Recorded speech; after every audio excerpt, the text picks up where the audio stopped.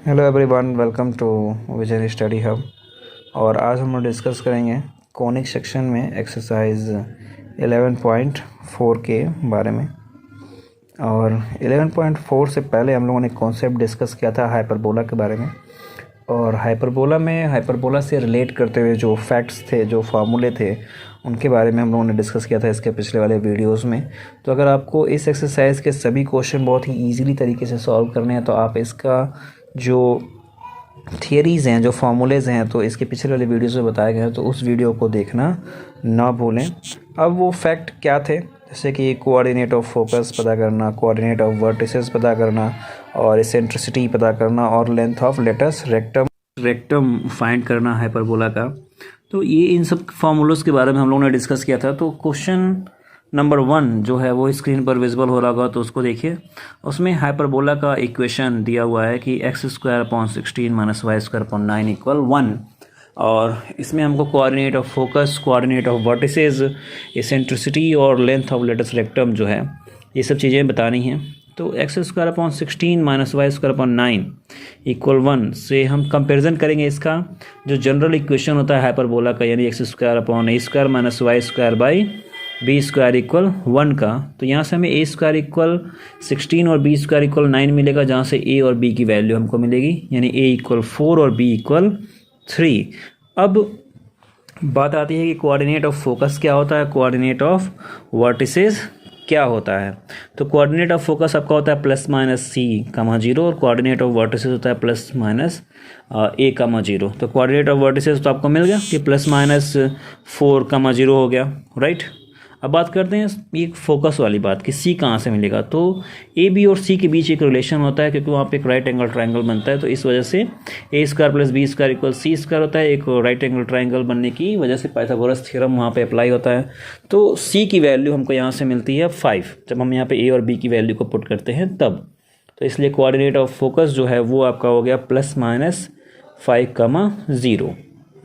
और नेक्स्ट बात करते हैं इसेंट्रिसिटी की। इसेंट्रिसिटी का फॉर्मूला ये तो सबको मालूम है, इसके पिछले वाले कॉन्सेप्ट्स में भी था, पैराबोला में भी था कि E = c/a होता है। तो c की वैल्यू 5 और a की वैल्यू 4 पुट कर देते हैं, तो 5/4 ये आपकी इसेंट्रिसिटी हो गई।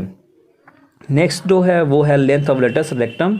तो लेटस रेक्टम जो पैराबोला की तरह से था वही हाइपरबोल में भी है कि 2b² / a। तो b और a की वैल्यू, तो b² की वैल्यू 9 है, तो 9 पुट करते हैं, और 4, a की वैल्यू 4, तो ये हो गया आपका 9/2। तो लेंथ ऑफ लेटस रेक्टम हो गया 9/2।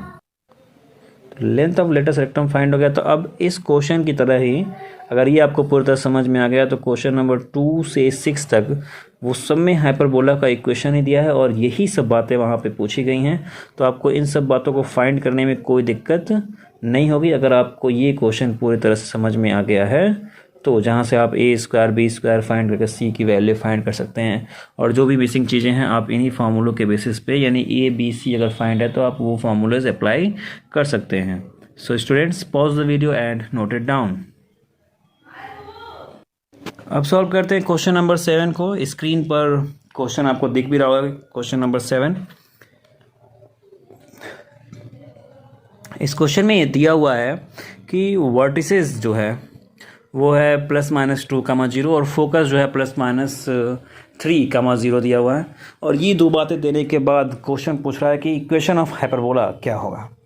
तो पहले तो जो ये दिया हुआ है ये ओरिजिनल फॉर्म में होता क्या है।